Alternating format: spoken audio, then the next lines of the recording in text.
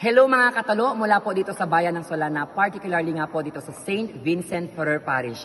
Ilang oras na lang at magaganap na po ang ating traslasyon, kaya naman po lahat ay inaanyayahang makibahagi at makilahok sa gaganaping misa bukas.